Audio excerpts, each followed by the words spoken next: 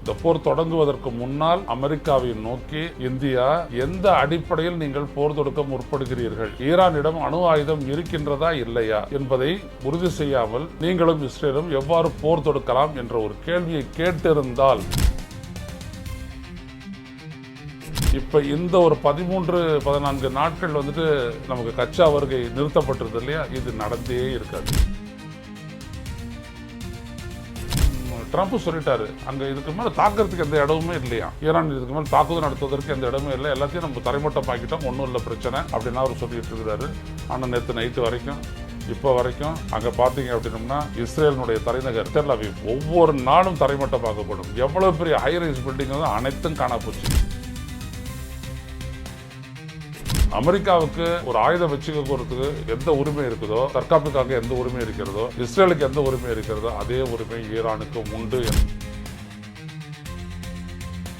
அணு ஆயுதம்ன்றது ஒரு த்ரெட்டுன்னா அணு ஆயுதம் வச்சிருக்கக்கூடிய அதை இன்னொரு நாட்டின் மீது திணிக்க கூடாது, நீ சொல்லக்கூடாது. ஒரு ரவுடி சமாதானம் பேச வரக்கூடாது.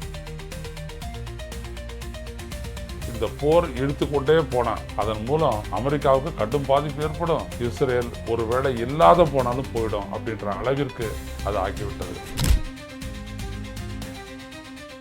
உடல் வலிமையை உறுதி செய்யும் சிலாஜித், கவனத்தை மேம்படுத்தும் அஸ்வகந்தா மற்றும் உயிர் சக்தியை பெருக செய்யும் சஃபேடு முஸ்லி போன்ற இமயமலையின் உணவுப் பொருட்களை கொண்டு வந்து மிஸ்டர் பர்ஃபெக்ட் உருவாக்கப்பட்டுள்ளது. உங்கள் முழு குடும்பத்தின் ஆரோக்கியத்தை மா நேச்சுரல்ஸ் மூலம் உறுதி செய்திருங்கள். 100% இயற்கையான மூலிகை பொருட்கள் மூலம் உருவாக்கப்பட்ட மிஸ்டர் பர்ஃபெக்ட் மற்றும் மிஸ் பர்ஃபெக்ட் தலைமுறையாக குடும்பங்களின் உடல் வலிமை, மன வலிமை மற்றும் மகிழ்ச்சியை பெருக செய்கிறது.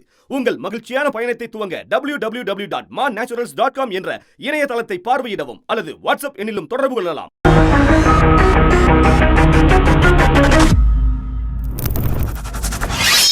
வணக்கம் தோழர்களே, ருசசேதனின் வாயிலாக இன்று மீண்டும் உங்களை சந்திப்பதில் பெருமகிழ்ச்சி அடைகின்றேன். இந்திய மக்களுக்கு சமையல் கட்டு முதல் போக்குவரத்து வரை ஏற்படவிருந்த எரிவாயு தட்டுப்பாட்டின் காரணமாக உருவாக இருந்த மிகப்பெரிய சிக்கலை இன்றைக்கு ஈரான் தீர்த்து வைத்துள்ளது. அங்கே இருக்கக்கூடிய ஈரானை ஒட்டி இருக்கக்கூடிய அந்த ஹார்மஸ் ஸ்ட்ரெய்ட், அந்த நீரிணை வழியாக எந்த நாட்டு கப்பலையும் நாங்கள் வெளியே விட மாட்டோம், போக அனுமதிக்க மாட்டோம் என்று சொன்ன ஈரான் இன்று இந்தியாவினுடைய அயலுறவு அமைச்சர் ஜெய்சங்கர் அந்நாட்டு ஈரானுடைய அயலுறவு அமைச்சர் அப்பாஸ் அரன்ச்சி அவர்களோடு நடத்திய பேச்சுவார்த்தையில் ஏற்பட்ட உடன்பாட்டிற்கு பின்னர் இந்தியாவிற்கு கச்சா எண்ணெய் ஏற்றி வரக்கூடிய கப்பல்களுக்கு, ஆயில் டேங்கர்ஸ் அனைத்திற்கும் அனுமதி அளிப்பதாக ஈரான் கூறியிருக்கிறது. இதன் மூலம் இன்றிலிருந்தே நமக்கான கச்சா அங்கே மத்திய கிழக்காசிய நாடுகளிலிருந்து, அது எந்த நாடாக இருந்தாலும் சரி, ஈரான்லேருந்துட்டு நம்ம ரொம்ப வாங்கலை, அதெல்லாம் நமது நாட்டுக்கு வரும். இதன் மூலமாக நமக்கு தேவையான அளவிற்கு கச்சா சுத்திகரிப்பு நிலையங்களுக்கு வரும். அதன் மூலம் பெட்ரோல், டீசல் இருப்பும் வரத்தும் உற்பத்தியும் அதிகரிக்கும். அதே போல் நமக்கு தேவையான சமையல் எரிவாயு ஆகட்டும் அல்லது இந்த இயற்கை எரிவாயு ஆகட்டும், வாகனங்களுக்கு போடக்கூடிய அந்த வாயுகளாகட்டும், எதுவாக இருந்ததுனால எல்லாமே இதுக்கு மேலே கிடைக்கும். இதைத்தான் நேற்று நான் சொன்னேன். இந்த போர் தொடங்குவதற்கு முன்னால், ஈரான் தாக்கப்படுவதற்கு முன்னால் அமெரிக்காவை நோக்கி இந்தியா எந்த அடிப்படையில் நீங்கள் போர் தொடுக்க முற்படுகிறீர்கள், ஈரானிடம் அணு ஆயுதம் இருக்கின்றதா இல்லையா என்பதை உறுதி செய்யாமல் நீங்கள் தானடித்த மூப்பாக ஒருதலை பட்சமாக நீங்களும் இஸ்ரேலும் எவ்வாறு போர் தொடுக்கலாம் என்ற ஒரு கேள்வியை கேட்டிருந்தால் இப்போ இந்த ஒரு 13-14 நாட்கள் நமக்கு கச்சா வருகை நிறுத்தப்பட்டிருது இல்லையா, இது நடந்தே இருக்காது. That is the value of diplomatism. அதான் ராஜதந்திரத்தினுடைய மதிப்பு. இந்த அறிவு இந்த அரசு கிடையாது. இப்போ எல்லாம் ஆகி பெரிய அளவுக்கு அந்த கிரைசிஸ் வரும். ஏன்னா நாங்கள் அமெரிக்கா கிட்டே இயற்கை எரிவாயு கொண்டு வருவோம், நார்வே கிட்டே ஸ்வீடன் கிட்டே கொண்டு வருவோம். இதெல்லாம் எவ்வளோ தளவு பயணம் பண்ணி என்றைக்கு சேர்றது? அது நிரந்தரமாக செய்ய முடியுமா? முடியாது. எனவே அப்படிப்பட்ட சூழலில் பெட்டர் சென்ஸ் ப்ரிவைல்ட் அப்படின்ற மாதிரி இந்தியாவினுடைய ஆட்சி தலைமைக்கு இப்போது தான் அந்த அறிவு வந்துச்சு. இன்றைக்கி உடனே பேசினோடனே அவங்க விட்டுட்டாங்க. ஏன்னா ஈரானை பொறுத்த வரைக்கும் இந்த நாட்டை பெரிதும் மதிக்கிறது. இந்த நாடு தனக்கு எதிரான எந்த விதமான நடவடிக்கையும் ஈடுபடலை. அதே நேரத்தில் அமெரிக்காவினுடைய அடிமையாக மாறி அது பெசாது இருக்குது அப்படின்றது அந்த நாட்டுக்கு புரிஞ்சுதான் இருந்துச்சு. இருந்தாலும் இந்தியாவின் மீது வைத்திருக்க மதிப்பு, அது இந்தியாவிலேருந்து இன்றைக்கி நம்ம எக்ஸ்போர்ட் பண்ணிகிட்டு இருக்கிறோம், அரிசியிலேருந்து எல்லாம் எக்ஸ்போர்ட் பண்ணிகிட்டு இருக்கிறோம், பாஸ்மதி அரிசி எல்லாத்துக்கும் அந்த நாடு அனுமதி அளிக்கிறது. எனவே அந்த அடிப்படையில், நல்லெண்ணத்தின் அடிப்படையில் ஈரான் அளித்த அனுமதி நம்முடைய மக்களினுடைய அன்றாட வாழ்வில் ஏற்படவிருந்த மிகப்பெரிய சிக்கலை இன்றைக்கு தவிர்த்திருக்கிறது. இரண்டாவதாக, ஐநாவினுடைய பாதுகாப்பு பேரவையில் அமெரிக்கா கொண்டு வந்த தீர்மானம், அதாவது போரை நிறுத்துவது தொடர்பாக ஈரானை குற்றம் சாட்டி, ஈரான் தான் போரை தொடங்குச்சு, ஈரான் தான் போரை நடத்துது, ஈரான் தான் தாக்குதல் நடத்துது அப்படின்னு சொல்லிட்டு எல்லாம் ஸ்டூஜஸ் தான். இப்போ இந்தியா மாதிரி இருக்கக்கூடிய நாடுகள் தான் பாதுகாப்பு பேரவையில். ரஷ்யாவும் சீனாவும் மட்டும் ஒதுங்கிட்டாங்க. அவங்க நினச்சிருந்தாங்கன்னா வீட்டோ அதிகாரத்தை பயன்படுத்தி பண்ணிகிட்டு இருக்கலாம், இந்த தீர்மானத்தை வரவிடாது பண்ணியிருக்கலாம். ஆனால் அவங்க ஒதுங்கி நின்றுட்டாங்க.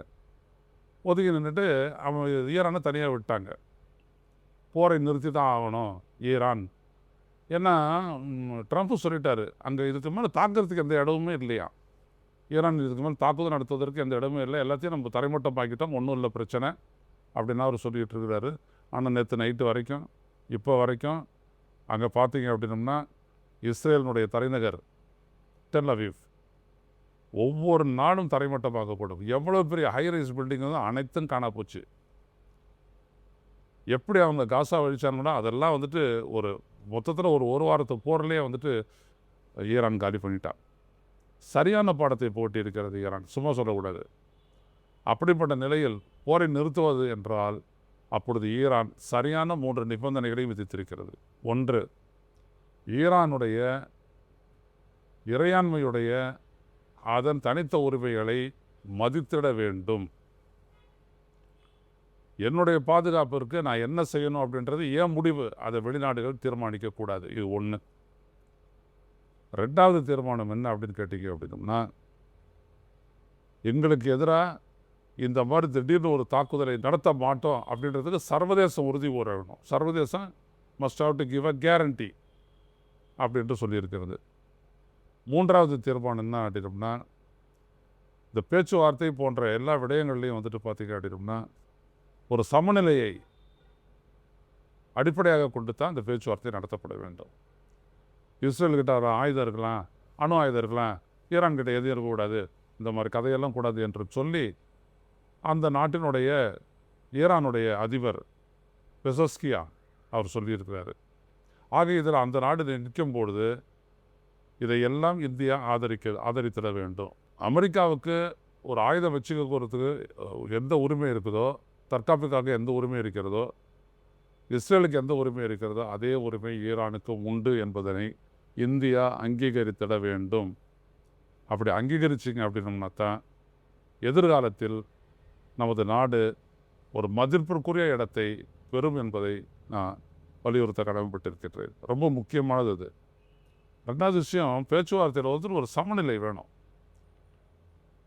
இவங்க வந்துட்டு ஒரு என்பிடியை வச்சுக்கிட்டு நான் உன் மேலே திணிப்பேன் அப்படின்லாம் சொல்லிட்டு வரக்கூடாது. அமெரிக்கா வரக்கூடாது. உண்ட அணு ஆயுதம் இருக்குல்ல, நீ வரக்கூடாது. குவாலிஃபிகேஷன், அணு ஆயுதம்ன்றது ஒரு த்ரெட்டுன்னா அணு ஆயுதம் வச்சுருக்கக்கூடிய வந்துட்டு அதை வந்துட்டு இன்னொரு நாட்டின் மீது திணிக்கக்கூடாது. நீ சொல்லக்கூடாது. ஒரு ரவுடி வந்துட்டு சமாதானம் பேச வரக்கூடாது. ரவுடிக்கெல்லாம் அந்த உரிமை கிடையாது அப்படின்றத தெளிவுபடுத்தணும். மூணாவது, எதுவாக இருந்ததுனால அப்படியே திடீர்னு ஒரு ஆயுதத்தை கொண்டு வந்துட்டு கப்பல்களெல்லாம் நிறுத்திட்டு அச்சுறுத்துவது, தாக்குதல் நடத்துவது போன்றவற்றை செய்யக்கூடாது. இந்த இடத்துல போரை நிறுத்தி தான் ஆகணுன்ற ஒரு கட்டாயத்திற்கு ஏன் அமெரிக்கா வந்தது என்பது மூன்றாவது கேள்விங்க. ஏன் அமெரிக்கா வந்துச்சு? காரணம், ஆகக்கூடிய செலவும், ஏற்பட்ட உயிரிழப்பும், ஏற்பட்ட தன்னுடைய அங்கே மிடில் ஈஸ்டில் இருக்கக்கூடிய தனது தளங்களுக்கு ஏற்பட்ட பாதிப்பு தான். அடி எல்லாத்தையும் நொறுக்கிட்டான் ஈரான். ஒன்றும் பண்ண முடியல, அதெல்லாம் தடுக்கலாம் முடியல. அந்த மாதிரி போட்டு எல்லாத்தையும் நொறுக்கி தள்ளிட்டான் ஈரான். நல்ல பதிலடி. ஒரு வல்லரசுக்கு எதிராக ஒரு நாடு எந்த அணு ஆயுதமும் இன்றி நடத்திய சரியான பதிலடி தாக்குதலை ஈரான் கொடுத்திருக்கிறது. இது நான் ரொம்ப இதில் வந்துட்டு ஒரு மகிழ்ச்சியாகவே நான் பேசுகிறேன். ஏன்னா நான் தான் வந்துட்டு சர்வதேச ரவுடி, நான் எங்கே வேணாலும் குண்டுகளை வீசுவேன், யாரை வேணாலும் நான் நடக்குவேன் அப்படின்றதெல்லாம் நடக்காது அப்படின்றது. அதனால் இவரால் தொடர முடியலை. இதுக்கு மேலே தொடர்ந்தா இன்னும் பிரச்சனை ஆகும். கட்டாயம் மிடில் ஈஸ்ட் இருக்கக்கூடிய நம்மளுடைய பேஸெல்லாம் ஒன்றும் இல்லாத பண்ணிவிடுவான், சுத்தமாக அழிச்சிட்டான் அப்படின்னோம்னா அந்த நாடுகள்லாம் வந்துட்டு சவுதி அரேபியா ஆகட்டும், கட்டார் ஆகட்டும், பஹ்ரைன் ஆகட்டும், குவைத் ஆகட்டும், யுனைடெட் அரப் எமிரேட்ஸ் ஆகட்டும், வேறு எந்த ஒரு நாடாக இருந்தாலும் சரி, ஒரு நாடும் அமெரிக்கா தங்களுக்கு பாதுகாப்பை தர முடியாது என்கின்ற ஒரு இடத்துக்கு வந்துட்டா அதுக்கப்புறம் அமெரிக்காவுக்கு அங்கே பிஸ்னஸ் பண்ணவோ, அங்கே இருக்கக்கூடிய கச்சாக்களை எல்லாம் அப்படியே கபலீகரம் பண்ணவோ முடியாத நிலை ஏற்பட்டுவிடும். எனவே முதல் முறையாக அமெரிக்காவும் ட்ரம்ப்பும் அரண்டு போயிருக்கிறார்கள். அரண்டு வந்த முடிவு தான் போரை எப்படியாச்சும் நிறுத்துங்கன்ட்டு அங்கே புட்டின்கிட்டையும் போனது. நான் இதை ஏற்கனவே சொல்லியிருக்கிறேன். அண்ட் வாட் கண்டிஷன்ஸ் அப்படின்றது தான் ட்ரம்ப்போட கேள்வி. உன் வசதிக்கு போர ஆரம்பிப்பேன், நிறுத்துறதுக்கு என்கிட்ட வருவியா, என்ன அடிப்படையில் சொல்ல நான் பேசுகிறேன் அப்படின்றது தான் அவங்களுடைய அடிப்படை. மூணாவது, அதையும் விட இந்த இதில் முக்கியமான ஒரு விடயம் என்னென்னா, சீனாவும் ரஷ்யாவும் வட கொரியாவும் தங்களிடையே இருக்கக்கூடிய மிக பாரிய தாக்குதலை ஏற்படுத்தக்கூடிய லெத்தல் வெப்பன்ஸ் அதெல்லாம் வந்துட்டு ஆயுதங்களை எல்லாம் ஈரானுக்கு வழங்க தொடங்கிவிட்டார்கள். எனவே இந்த போர் இழுத்து கொண்டே போனால் அதன் மூலம் அமெரிக்காவுக்கு கடும் பாதிப்பு ஏற்படும், இஸ்ரேல் ஒரு வேளை இல்லாத போனாலும் போயிடும் அப்படின்ற அளவிற்கு அது ஆகிவிட்டது.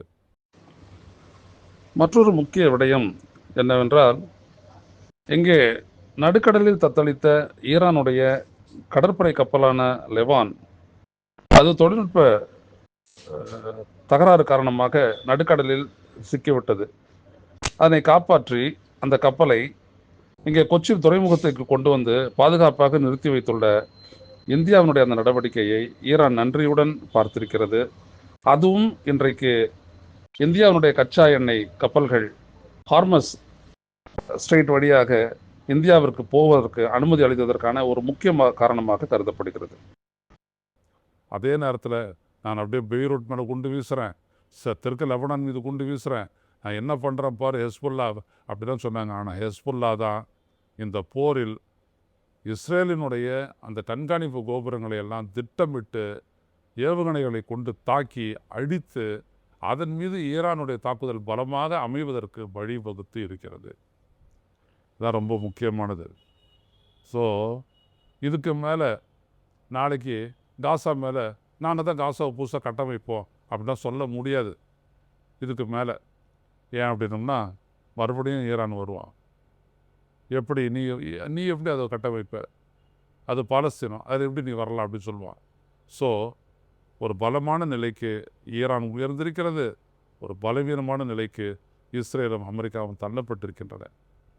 இந்த கலை யதார்த்தத்தை இந்தியாவும் மற்ற நாடுகளும் புரிந்து கொண்டு ஈரானுக்கு ஆதரவாகவும் அதே நேரத்தில் நம்மை போன்ற நாடுகள் எப்பொழுதுமே நடுநிலை வகிப்பதில் தான் நமக்கான மதிப்பும் மரியாதையும் சர்வதேச அளவில் இருக்கும் என்பதை உணர்ந்து செயல்பட வேண்டும். அப்படி செயல்படுகிறார்களா என்று பார்ப்போம்.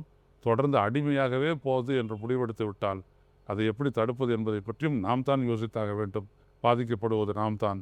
அப்படிப்பட்ட ஒரு சூழலில் இருந்து நம்முடைய கருத்தின் மூலம் அதை தடுத்தாக வேண்டிய கட்டாயம் நமக்கு இருக்கிறது, கடமை இருக்கிறது என்று கூறி மீண்டும் சந்திப்போம் தோழர்களை. நன்றி, வணக்கம். ஊடகம் கார்ப்பரேட் அரசியல்வாதிகளின் கைப்பாவையாக அடிமைகளாக இருந்தது போதும், இனி சாட்டை எடுத்து சுழற்றும் நேரம் வந்துவிட்டது. ஊடகம் பொதுமக்களாகிய உங்களுக்காக உங்களாலேயே இயக்கப்பட வேண்டும். ஊடக சுதந்திரத்திற்காக உங்களின் பங்களிப்பை இன்றே அளித்திடுங்கள்.